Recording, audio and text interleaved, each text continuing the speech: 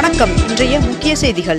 நாடு முழுவதும் இன்று முதல் ரயில் டிக்கெட் கட்டணங்களை உயர்த்தப்படுவதாக ரயில்வே அறிவித்திருந்த நிலையில் இன்று முதல் திருத்தப்பட்ட ரயில் கட்டணங்கள் அமலுக்கு வருகிறது என்று தெரிவிக்கப்பட்டுள்ளது.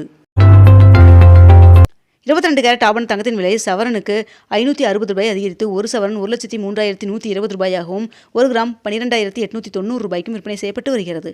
இதனைத் தொடர்ந்து ஒரு கிராம் வெள்ளியின் விலை கிராமிற்கு ₹9 அதிகரித்து ஒரு கிராம் வெள்ளி ₹254 விற்பனை செய்யப்பட்டு வருகிறது.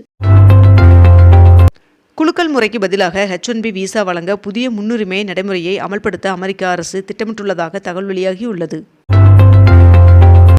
முதலமைச்சர் மு.க. ஸ்டாலின் அவர்கள் இன்றும் நாளையும் கள்ளக்குறிச்சி மற்றும் திருவண்ணாமலை ஆகிய மாவட்டங்களில் கள ஆய்வு பயணம் மேற்கொள்ள உள்ளார் என்று தெரிவிக்கப்பட்டுள்ளது. சென்னையில் உள்ள அனைத்து சாலைகளும் ஒரே மாதிரியான தரத்தில் இருக்க புதிய விதிமுறைகள் அறிமுகப்படுத்தப்பட திட்டமிடப்பட்டுள்ளதாக தகவல் வெளியாகியுள்ளது.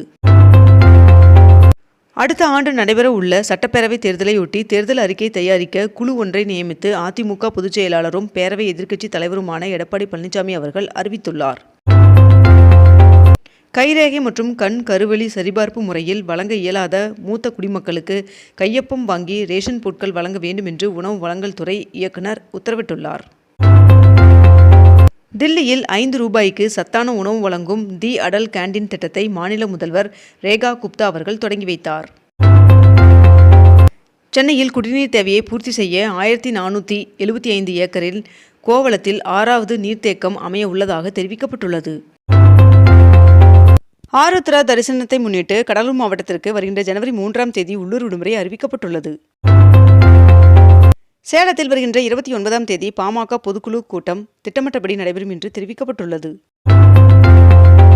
2026ஆம் ஆண்டு மே மாதம் நடைபெற உள்ள மலர் கண்காட்சிக்காக ஊட்டி தாவரவியல் பூங்காவில் நாற்று நடவு பணி நேற்று துவங்கியது.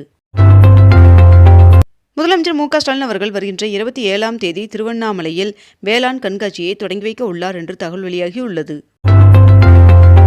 கேரளாவில் ஆலப்புழா கோட்டயம் மாவட்டங்களில் பறவை காய்ச்சல் பரவல் எதிரொலியாக தமிழக கேரளா எல்லையோர மாவட்டங்களில் கண்காணிப்பை தீவிரப்படுத்த தமிழக சுகாதாரத்துறை உத்தரவிட்டுள்ளது. கோவைக்கு கடத்தி வரப்பட்ட ₹1,15,00,000 மதிப்பிலான 272 உயர் ரக ட்ரோன்கள் பறிமுதல் செய்யப்பட்டுள்ளது. தமிழ்நாட்டில் வடகிழக்கு பருவமழை இயல்பை விட 1% குறைவாக பெய்துள்ளதாக வானிலை மையம் தகவல் தெரிவித்துள்ளது. சிதம்பரம் நடராஜ சுவாமி கோவிலில் ஆருத்ரா தரிசன விழா கொடியேற்றத்துடன் தொடங்கியது. பெரியார் அவர்களின் 52வது நினைவு நாளையொட்டி முதலமைச்சர் மு.க. ஸ்டாலின் அவர்கள் பெரியார் படத்திற்கு மலர் தூவி மரியாதை செலுத்தினார். தமிழ்நாட்டில் ₹6 கோடி செயற்கை முறையில் நிலத்தடி நீர் நிரப்பும் திட்டம் மூலம் நிலத்தடி நீர்மட்டத்தை அதிகரிக்க திட்டமிடப்பட்டுள்ளதாக அதிகாரிகள் தெரிவித்துள்ளனர். தமிழகம் முழுவதும் கிறிஸ்துவ தேவாலயங்களில் கிறிஸ்துமஸ் பண்டிகை நேற்று கோலாகலமாக கொண்டாடப்பட்டது. இந்தியாவின் 9 முக்கிய நகரங்களில் கடந்த அக்டோபர் முதல் டிசம்பர் காலாண்டில் வீடுகளின் விற்பனை 16% குறைந்துள்ளதாக தெரிவிக்கப்பட்டுள்ளது. தமிழகத்தில் பருவம் தவறிய கனமழையினால் பாதிக்கப்பட்ட விவசாயிகளுக்கு நிவாரணம் வழங்க தமிழக அரசு ₹289 கோடி ஒதுக்கீடு செய்து தமிழ்நாடு அரசு அரசாணை வெளியிட்டுள்ளது. கன்னியாகுமரியில் கிறிஸ்துமஸ் மற்றும் புத்தாண்டு கொண்டாட்டங்களை முன்னிட்டு 1500 போலீசார் பாதுகாப்பு பணியில் ஈடுபடுத்தப்பட்டு உள்ளனர். விருதுநகர் மாவட்டத்தில் டிசம்பர் 27 மற்றும் 28 ஆகிய தேதிகளில் நீர்ப்பறவைகள் கணக்கெடுக்கும் பணி 28 இடங்களில் நடைபெற உள்ளதாக தெரிவிக்கப்பட்டுள்ளது. டெல்லியில் 5ஆம் கட்ட மெட்ரோ ரயில் திட்டப் பணிகளுக்கு ஒன்றிய அமைச்சரவை கூட்டத்தில் ஒப்புதல் வழங்கப்பட்டுள்ளது. தமிழ்நாடு உட்பட 11 மாநிலங்களில் யூனியன் பிரதேசங்களிலும் 3,68,00,000 வாக்காளர்கள் நீக்கப்பட்டுள்ளதாக தகவல் வெளியாகியுள்ளது. 7 IAS அதிகாரிகளுக்கு தலைமை செயலாளர் அந்தஸ்தில் பதவி உயர்வு வழங்கி தமிழக அரசு உத்தரவிட்டுள்ளது. ICCயின் T20 பந்து வீச்சாளர்களுக்கான தரவரிசையில் இந்திய வீராங்கனை தீப்தி சர்மா அவர்கள் முதல் முறையாக முதலிடம் பிடித்துள்ளார்.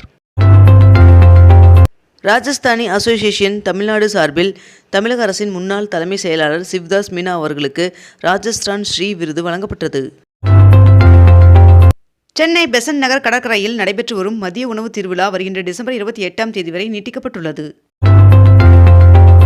₹34 கோடி மதிப்பிலான 20 அதிநவீன குளிர்சாதன சொகுசு பேருந்துகளின் சேவையை முதலமைச்சர் மு.க. ஸ்டாலின் அவர்கள் தொடங்கி வைத்தார். 16வது உலக தமிழ் தொழிலதிபர்கள் மாநாடு மதுரையில் வருகின்ற ஜனவரி 8ஆம் தேதி தொடங்கி 4 நாட்கள் நடைபெற உள்ளதாக தகவல் வெளியாகியுள்ளது. ₹74 கோடி சென்னை மாநகராட்சியின் புதிய மன்ற கூட்டம் அமைப்பதற்கு முதலமைச்சர் மு.க. ஸ்டாலின் அவர்கள் அடிக்கல் நாட்டினார்.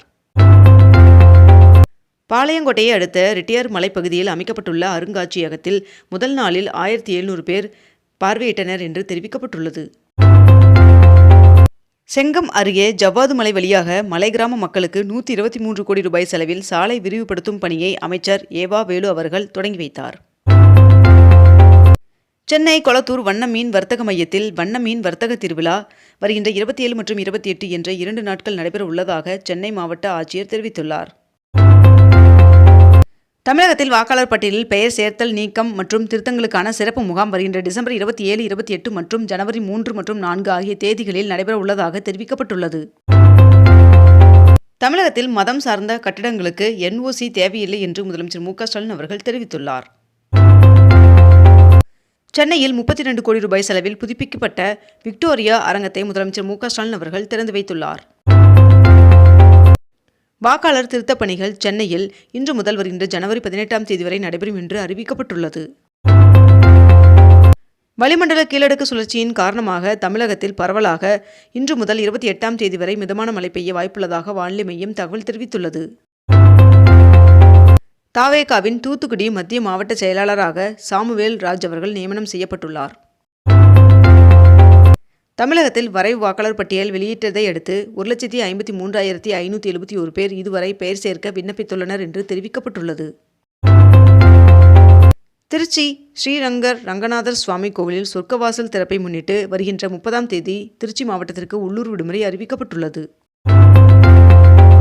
சென்னை கிளாம்பாக்கத்திலிருந்து ஊரப்பாக்கம் வழியாக செட்டிப்புண்ணியம் வரை 18.4 கிலோமீட்டர் நீளத்திற்கு புதிய உயர்மட்ட விரைவு சாலை அமைக்க தமிழக அரசு அதிகாரப்பூர்வமாக அனுமதி வழங்கியுள்ளதாக தகவல் வெளியாகியுள்ளது. டெல்லியில் வருகின்ற 26ஆம் தேதி முதல் 28ஆம் தேதி வரை 5வது தேசிய மாநாடு நடைபெற உள்ளது. மேலும் இம்மாநாட்டை பிரதமர் நரேந்திர மோடி அவர்கள் தலைமை தாங்குகிறார் என்றும் தகவல் வெளியாகியுள்ளது. திருப்பதி ஏழுமலையான் சுவாமி கோவிலின் சொர்க்கவாசல் வழியாக 10 நாட்கள் 90% இலவச தரிசனத்தில் பக்தர்கள் அனுமதிக்கப்படுவார்கள் என்று தகவல் வெளியாகியுள்ளது.